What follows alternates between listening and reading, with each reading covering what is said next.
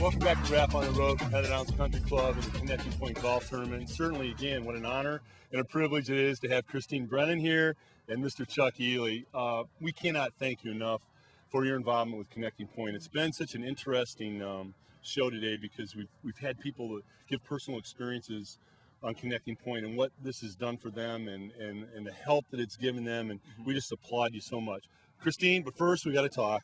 This, and I'm going to move this out so everybody can see it. I've got it right side up, best seat in the house. I got to tell you, and let me give you an interesting story with your book.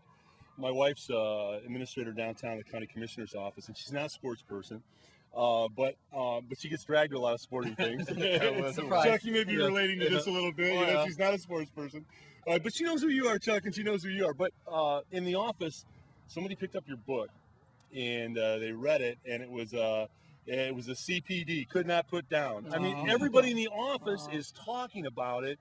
It's going through the entire county office, and so hopefully more of them are going out and buying the book instead of sharing it. But that's okay. But the accolade is that it's a book you just can't put down, and it's so interesting.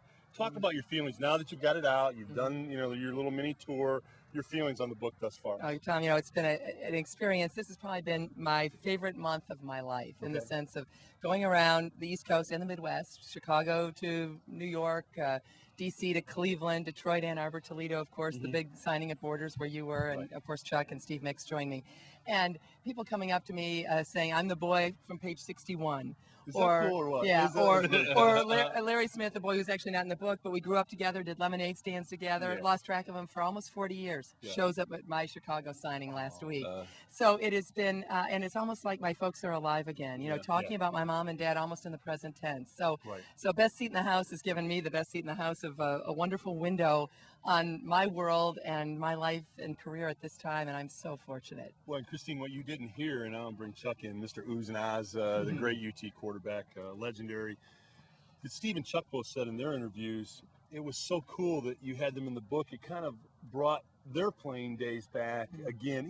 It's an interesting, Chuck. It was a little bit like kind of reliving that again, isn't it? Yes, it is. I mean, I getting to know Christine over the last few years is totally exciting because she makes me remember back at that time and the things because she was excited. And it's very, very seldom you meet fans and people who went to the game that they show that much excitement because it just don't always happen. And I relived the things that she did and said, and games that she remembered based off of the things that she said. So it was great to sort of be a part of that book myself. You were a major part of it, you and Steve, and it was very cool.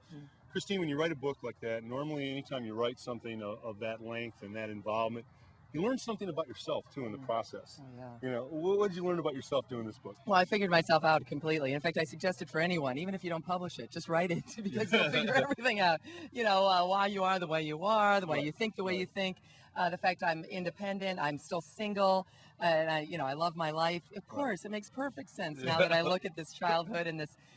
I'd forgotten how much I love sports, and reading my diaries as I started to work on the book 2 years ago, it all became crystal clear. Looking at my scrapbooks, which were just filled with pictures of the Rockets and UNSI and all of that, it just made everything become clear. It's and I think it's maybe cheaper than going to a shrink too.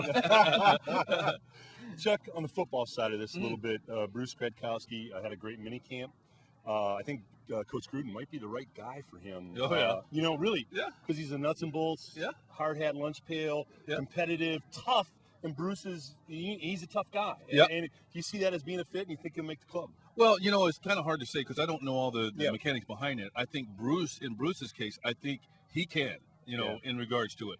I don't know all the other side of it. And like you said, I think he fits Gruden's style better than anyone. I mean, he's not a whole lot of necessary passing, just get the job done.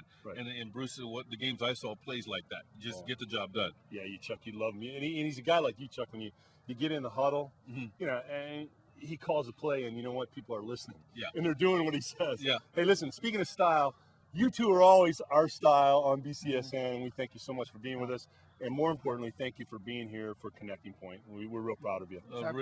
Real thrilled to be here. Thanks, it's our thrill. Thank you. We'll be back with more on the Wrap.